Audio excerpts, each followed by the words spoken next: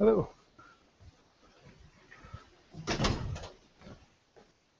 All right, good afternoon, everyone, and welcome to our first class of Principles of Biostatistics. And for many of you, probably not your very first class here in your new program, but close to it. My name's Levi Waldron, and I'll be your instructor for the semester. Sitting here in the back is Tony DeVito, my co-instructor and lab instructor. You'll see lots of both of us this semester. And I can tell you that it's a real privilege to have our incoming EpiBio stream in a class right as you come here. I get to know all of your faces. I will see you throughout your time here. You'll probably have maybe one more class with me while you're here. Some of you may do field work or other research projects with me. That has happened with last year's EpiBio stream, so I'm really happy to have the chance to meet all of you. You can see I'm using some technology here that is hopefully going to help make your lives easier this semester.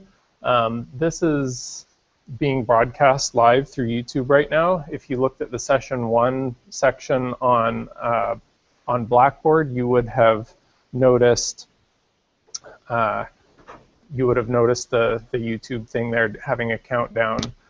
In future classes, when there's not an exam, if it is more convenient for you, if you're traveling or you have a long commute or something, you are welcome to attend this class remotely. Every class will be done here in person. You're also welcome to come here and attend in person. It's your choice. And we'll find out more about how that works throughout the semester. But in short, it is possible to ask questions through this interface by typing them in when you're watching online. So it's somewhat interactive. It's maybe not quite as interactive as if you're here in person, but it does work. I am going to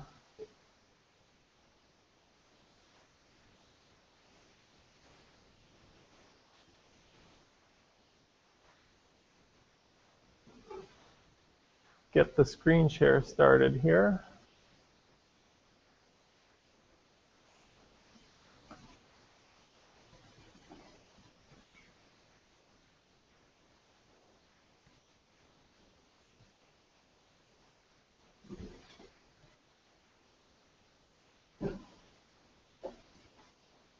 See if this is, yes, this is working.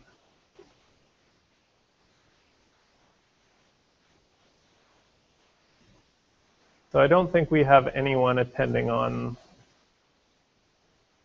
today, but I'll set this up the way I normally would just in case.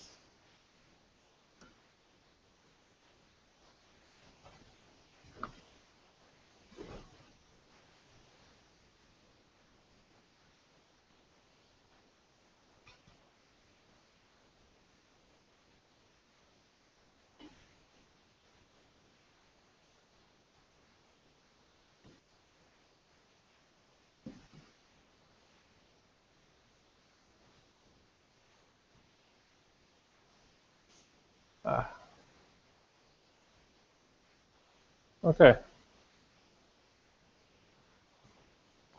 So start telling you a little bit about me. If you didn't see the verification of attendance roster, please sign that before you go today. That's what I'll use to enter in on CUNY first to make sure that you've been to at least one class.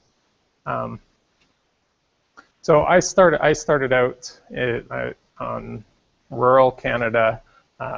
It's kind of up a ways north of the US border. I did my undergrad studies at the University of British Columbia. I was in physics at the time. I think I have an arrow there to UBC. And I continued that at the University of Waterloo in a master's degree doing statistical physics and applications to molecular spectroscopy. And I switched a little bit after that. In my PhD, I did my dissertation on wood science and the leaching of wood preservatives from pressure-treated wood, which is well, it had some applications in environmental health and toxicology, and statistical relevance in that as well, looking at the random movements of molecules in wood and predicting how much of a chemical would come out under different leaching situations. And I started teaching statistics at that time too. I taught my first statistics course online. That's maybe part of why I've kind of dove into making online offerings of courses here, or these sort of hybrid format courses. I made one more big switch after that to in my postdoctoral studies studying cancer and genomics, and I did that at the University of Toronto and continued that at Harvard School of Public Health, where I did a postdoc, and I'm still working on these things here. Bit about my research interests. The sort of broad scope of what I do is called high dimensional statistics, which is where we have a few observations and a lot of variables. So surprisingly, I actually, well, or maybe not surprisingly, I use a lot of the things that I teach in this class just applied to many, many variables. But things like the correlations, the univariate regressions, descriptive statistics, all of this stuff is very applicable, just on a sort of a larger scale. Also interested in predictive modeling. We've started a predictive modeling club here. There might be some of you in the class, I think, who signed up over the summer and have been getting the emails. If you're interested in meeting some other people who are excited about data and using data for practical applications, entering contests, doing things like that, let me know. I can get you signed up in this club. We're going to be doing a book club this fall on statistical learning. Data visualization. Actually, our students also have a team right now, people from the predictive modeling club, entering a data visualization contest. They're mapping health risk behaviors and outcomes across counties and states in the US. Kind of interesting. I also have some involvement in an HIV treatment effectiveness project that's ongoing here at the CUNY School of Public Health. So, anyways, enough about me. If you want to contact me, here's my contact info. It's also on Blackboard. Many of you already filled out the doodle poll. It looks like by far the most popular time was immediately following class, so 8 p.m. on Mondays. So I think I will make that my official office hour, and I may add additional ones at some of the other popular times before exams and on an as-needed basis. You're also welcome to email me if you need something outside of that. So I don't assume that you have taken a statistics course before. If I do something that actually required prior knowledge of statistics, let me know. Or if you just don't know something in class, I really hope that you'll feel comfortable asking questions in the class. It'll be a supportive and friendly environment. I'm never going to make someone feel bad for asking a dumb question. As they say, the only dumb question is the one you don't ask. So speak up. The big thing in this course is to get you some familiarity in really the fundamentals of statistics. I really will try to push the ideas, the concepts behind it in class, and then you'll have a 2-hour lab or our 40-minute lab in which you will get hands-on practice with Tony leading you through doing things in software. I will be there for the lab as well. I'll talk a little bit more about software later as well. We have 2 exams. They'll be non-cumulative just on what's leading up to that exam. The first one is a short one. It'll just be about an hour quiz because we have a meeting on that day. The second one will be a long one. These will be open book. You'll get to have your notes, your computer, anything you want with you. So the idea is just to make sure that you can do the materials, but with everything with you that you would need to do them. It's not a memorization exercise. 6 homeworks and a final project that'll be a poster presentation and more about that. But the final project, we just started doing this last year and it's fun. Trust me. So you can expect us to start on time, although I just learned today there's a class in here beforehand, at least up until 4 something. So we might have to start 5 minutes past, but unless it turns out not to be possible, I will start right at 4 o'clock, and we will let you out right at 7:50. I will be available to you. You can send me an email for anything of individual interest. If it's a question about the homework, a question about statistics, anything like that, please use the Google group. You don't have to have a Google account to use it. You can use any email address. But that's a better way for when I reply, everybody gets to hear about it, because I've found usually one person has the question, a number of people probably have the same question. Also, the office hours, which I'll have after class and by appointment. And of course, I expect you to expect a supportive learning environment here.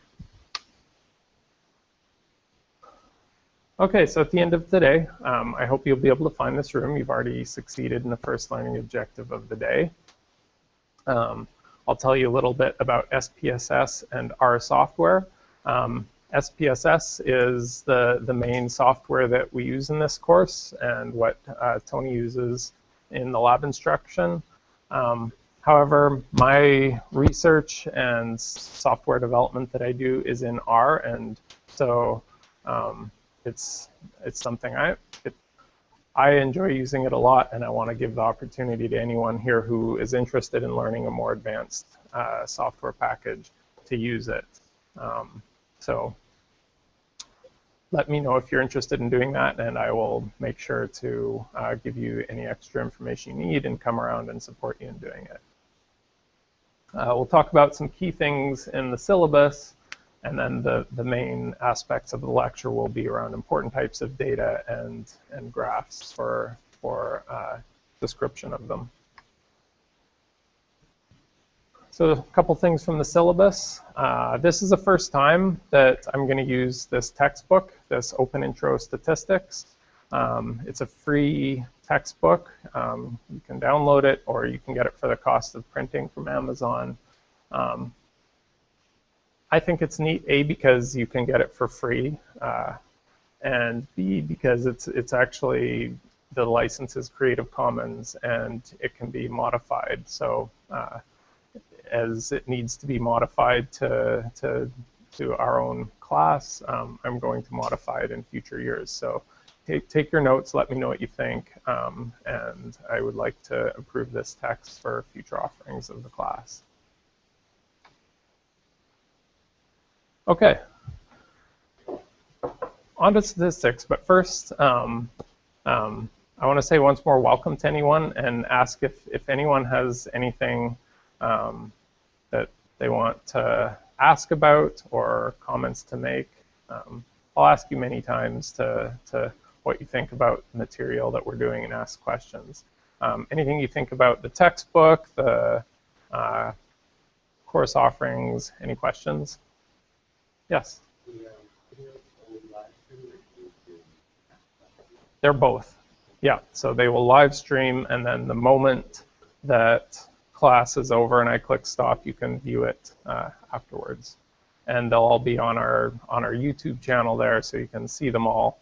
By the way, I've also started making some mini tutorials. Tony has made some, I've made some on aspects of the class, and there's a playlist there of tutorials that we've made.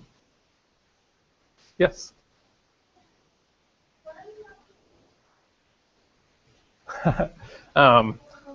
Yeah. So this has been a subject of a lot of soul searching at faculty meetings. The general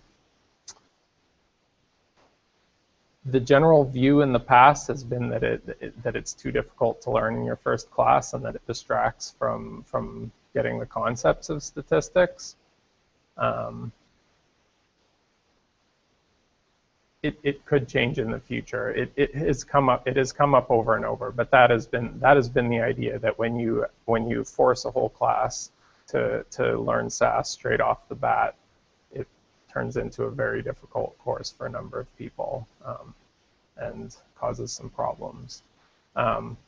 If you would like to use SAS in this class, I will be very supportive of it. Because if you're going on to be an epidemiologist, especially if you're working in government, SAS is the language that is used. You will certainly get plenty of practice with it in later courses in your program. But if you want to get started on it, I think that's great. And in terms of availability of data sets in a format that you can import into SAS, you want to do your assignments and such in SAS, that is absolutely fine. I have to admit, I'm not a SAS user myself, so I can only be of very limited support at this point for helping you do that. Any other questions?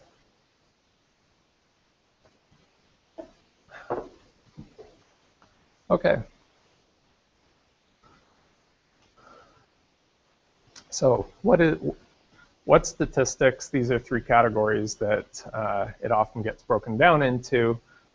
Design, which is what you do before you carry out a study or an experiment. Description, which is usually the first thing that you do after you collect the data. And then inference, which is taking what you have, which is a limited and incomplete amount of data, and making inference about a larger population.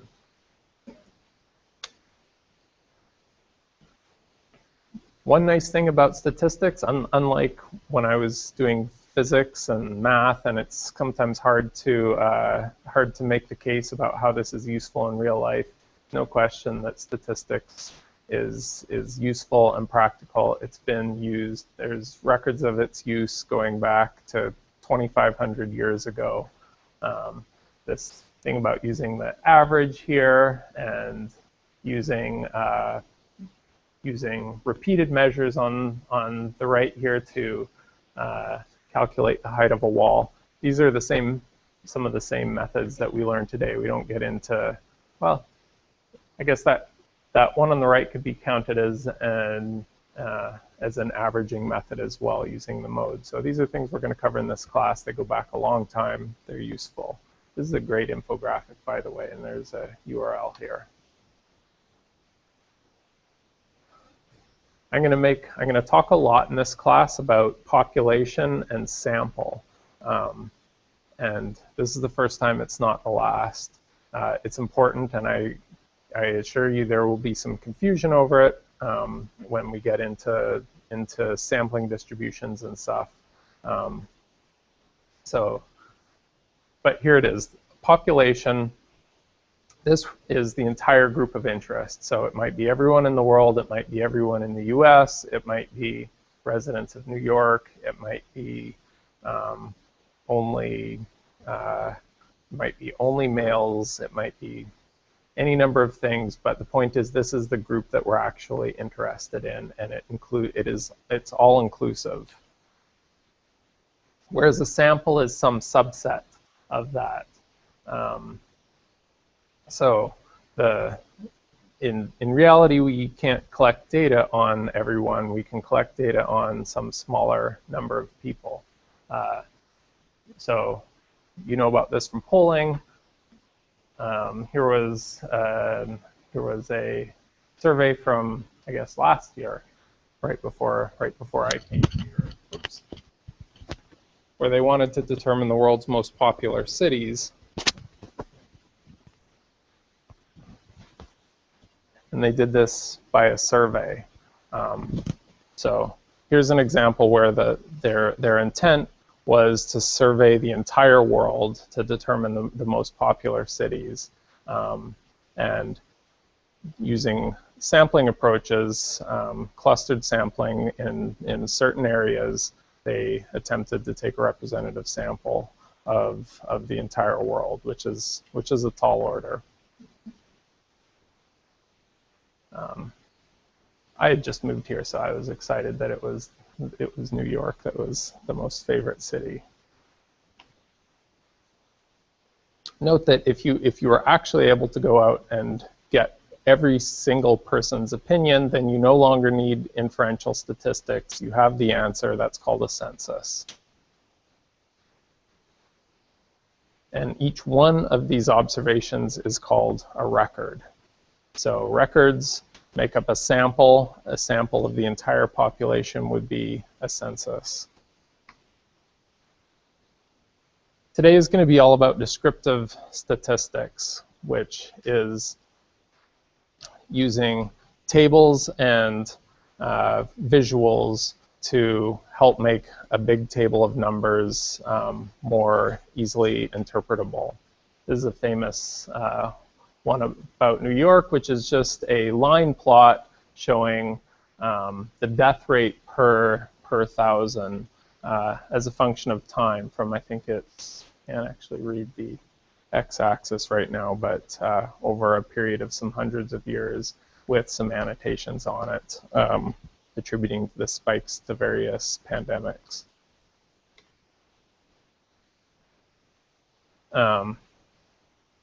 Inferential statistics, again, is going to be where we take data that we have from a sample and infer something about the entire population, assuming that sample is representative of the population.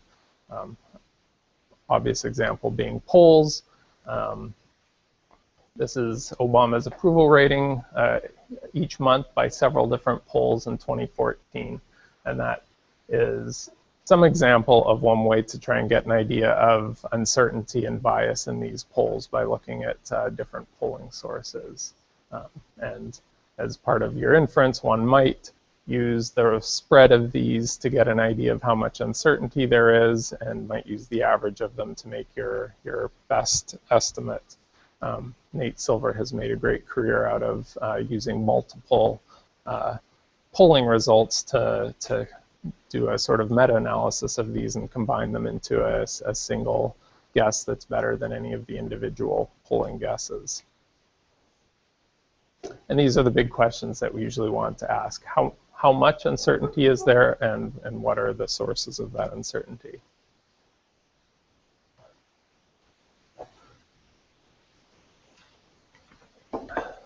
Some of the big questions that we use statistics for in public health are the effectiveness of a treatment, which we would ordinarily answer by a randomized controlled trial. Questions about health and safety and risk factors for disease. Is cycling in the city becoming more dangerous over time? You can imagine that if you plot the rates of cycling deaths across a number of years, you're going to see some fluctuation just due to random variation, and you may want to know what the amount of variability is you expect just randomly and whether there is a trend over time. Do public health issues differ across the city? We have some very good surveys in New York City for doing that, and we'll introduce to you later in the semester some of the sources of data in the city, such as the NYC Haynes, the Health and Nutrition Examination Project, and the Community Health Survey. If there are any other examples that you're interested in using at some point in this class, let me know, and I'll try to work them into the class.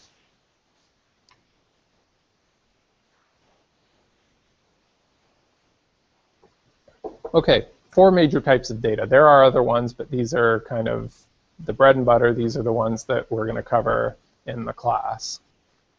Nominal data, ordinal, discrete, and continuous.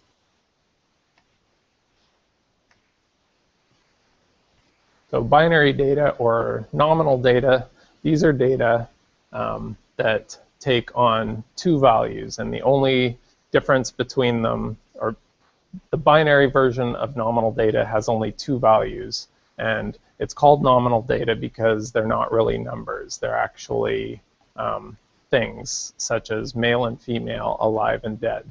They're not numbers, but in software and for statistical methods, we might represent them as numbers for convenience.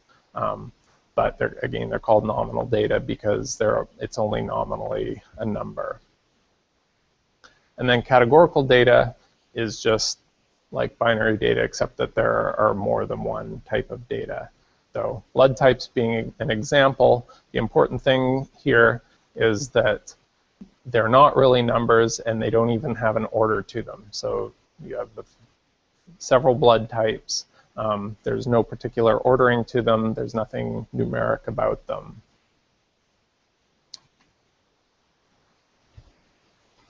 Ordinal data.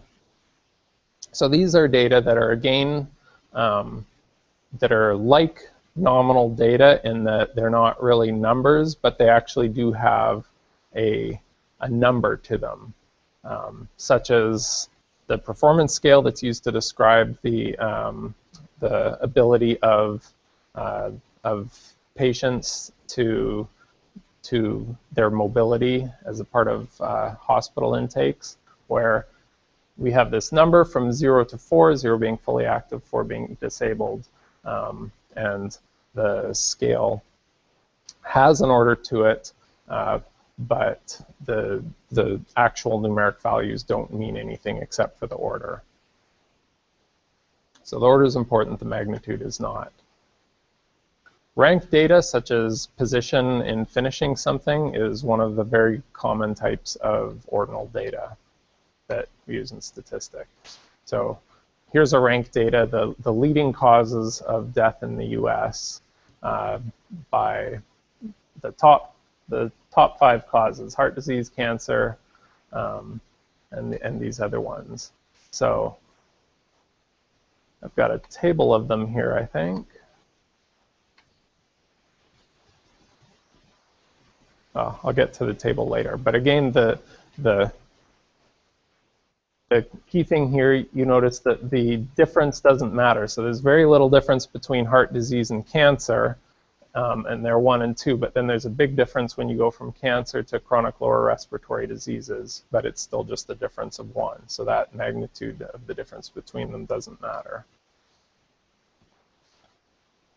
Okay, the third type, discrete data, and these are the first ones that are actually numbers.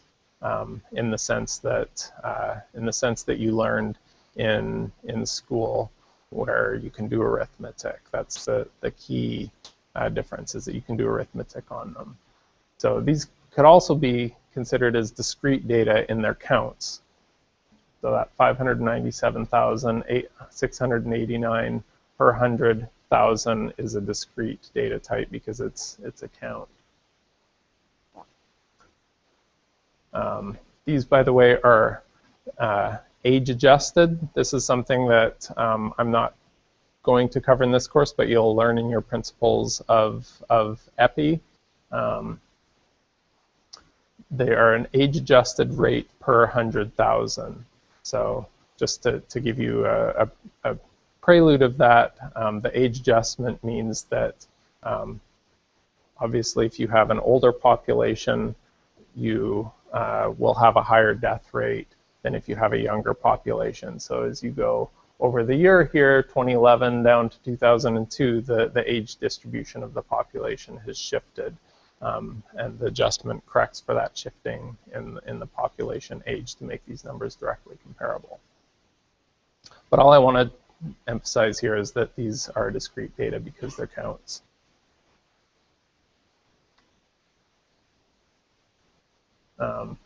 You'll notice in the 4-5 positions, there's been some fluctuation over the years. So between 2011 and 2002, the first, second, and third main causes are always the same.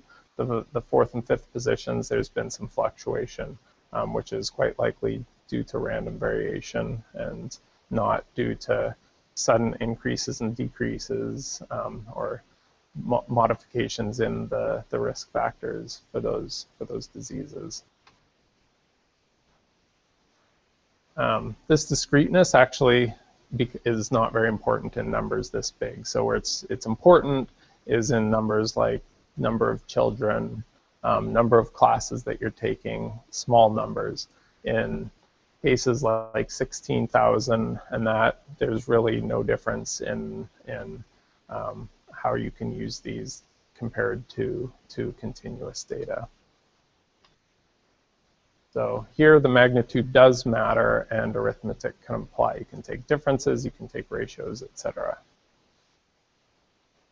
Finally, continuous data, these are ordinary decimal numbers, time, weight, length, mass, etc. And they can be bounded, such as weight, length, mass that have to be greater than 0, or they can be unbounded and take positive, negative, any values. But the important thing is that any value is possible between those bounds. So it's not just on discrete points between there, but any value on that scale between your bounds is possible. And again, magnitude matters and arithmetic applies. So summarization of data is an important part of every analysis that you'll do. When you first get a data set, the first thing you'll want to do is do some summaries.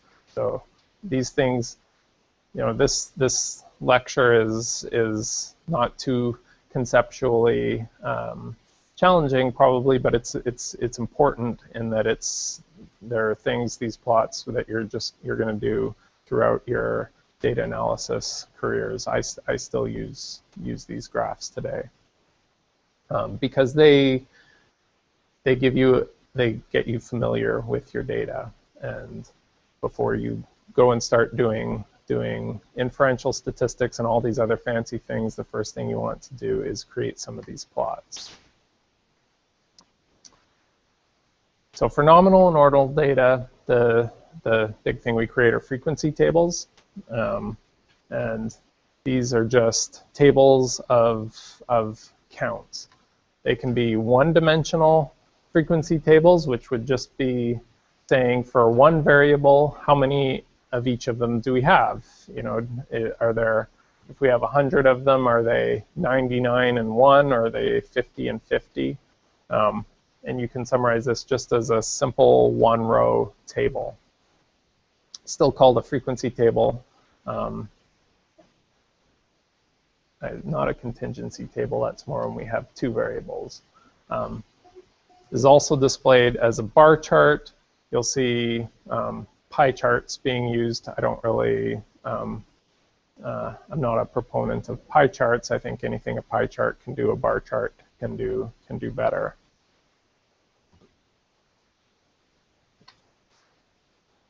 When we have two variables, we have this so-called 2x2 frequency table, which is also called a contingency table.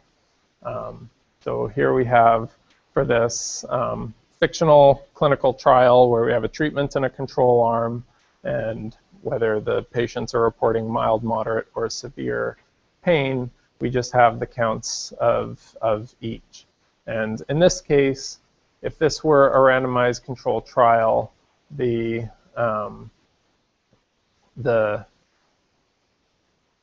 outsides, or what we call the margins of the table. Oh, shoot. I just changed a bunch of pages.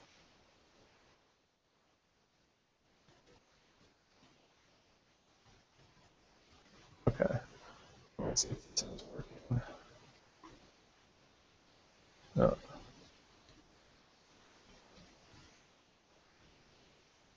Okay, I'll just use what's on the slide. These numbers that we write outside the table are called the marginal totals, or these are the margins of the table. They'll also correspond to marginal probabilities that I'll talk about. In this example, the margins of the columns, treatment and control, would be fixed, and the margins of the rows would be observed. by the design of the experiment. If we just divide those by the total number of patients, which is 100 here, you get what we call the marginal probabilities. So I'll talk about marginal probabilities. I'll also talk about conditional probabilities later, but nothing fancy about them. Now you know what marginal probabilities are. Any questions about the margins, the marginal probabilities? Yep. They tell us the margins in the row here just tell us what the design of the experiment was, your probability or the number of people assigned to each arm. And the columns, these marginal probabilities tell us the probability of any patient experiencing mild pain regardless of which treatment arm they were assigned to. So the important thing about the margin is that it tells you your probability distribution for one of the variables that's averaged over all the rest of the variables. So you can have, we don't get into multivariate regression in this course, but you can have marginal probabilities when you have many variables, and the important thing is that you average out all of the other variables except for one to get the marginal probabilities for that one variable. So it's the probability for one variable controlling or averaging out the effects of all the other variables. So another way you can display the 2x2 contingency table is by a stacked bar chart like this, or it could also be a side-by-side bar chart.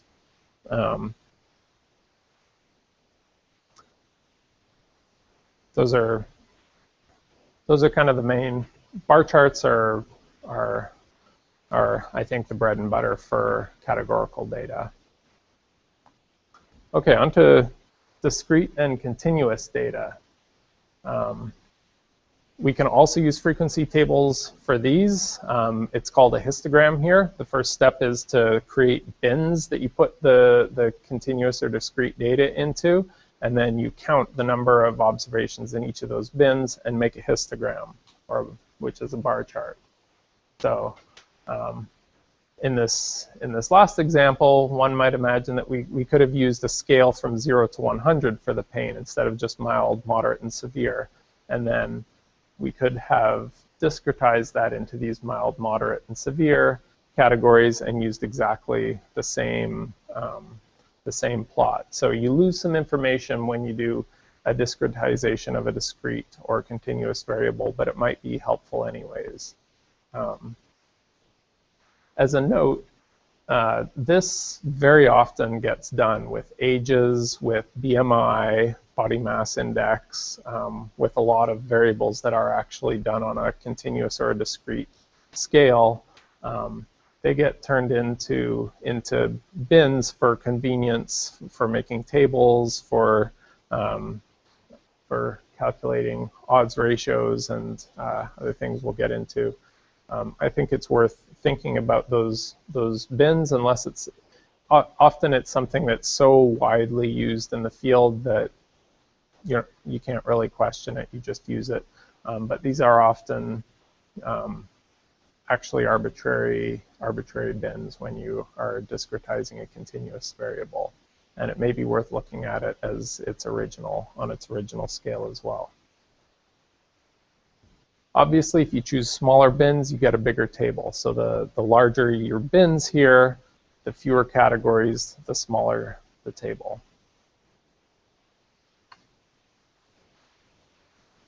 So here's an example of, I just generated some numbers between 0 and 100. These are on a normal distribution, and they're discretized into bins of about 2 here.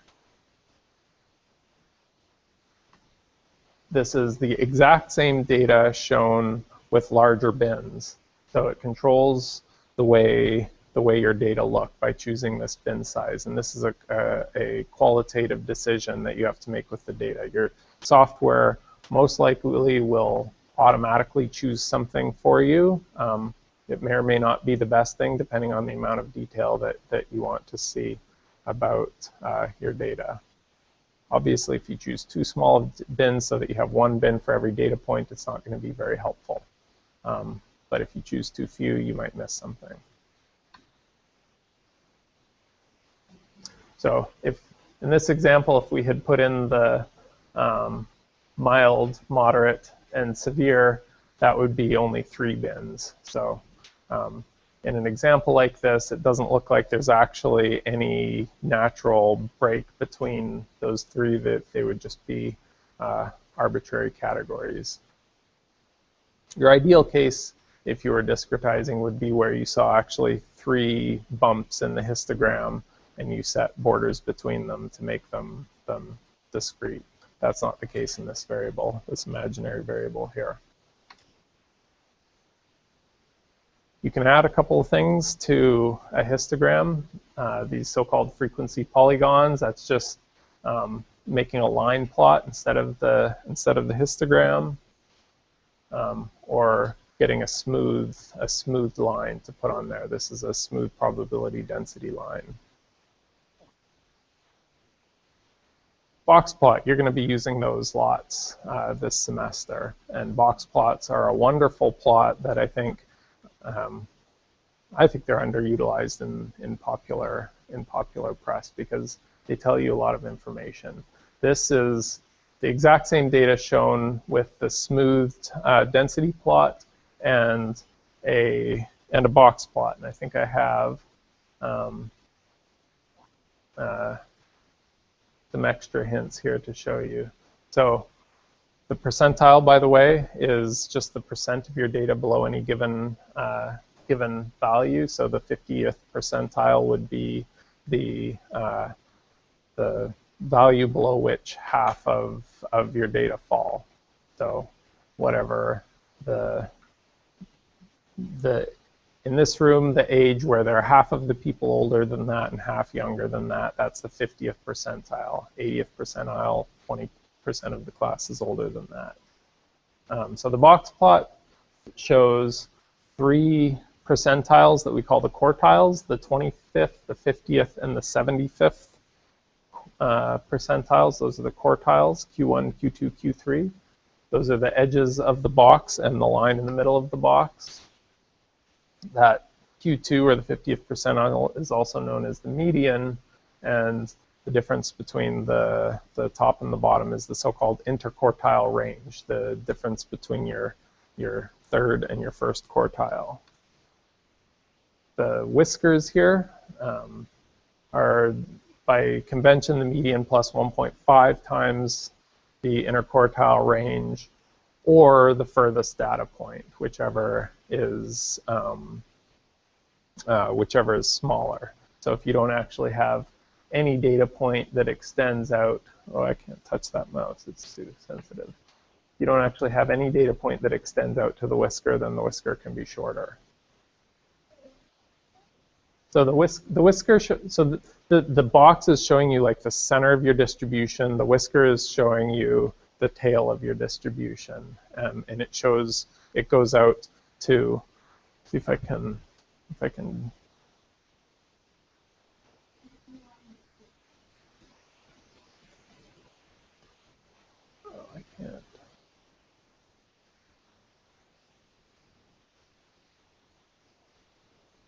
Okay, so this won't come through if anyone is watching online, but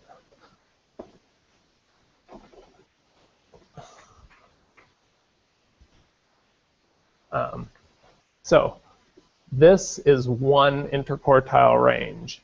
The whisker, so that whatever that width is, that times, from here to here is the interquartile range. So from the median, you add 1.5, so about that much. Add that, that's where the whisker goes out to. So it's 1.5 times the width of the box. With the exception that if there is no data point that is this far out, then it only extends to the furthest data point. So this one may actually be shorter than than the whisker, or sorry, than 1.5 times the IQR. This is definitely not. We can see there's a data point outside the whisker. That's a way of showing outliers. You will get a chance to make some box plots of your own in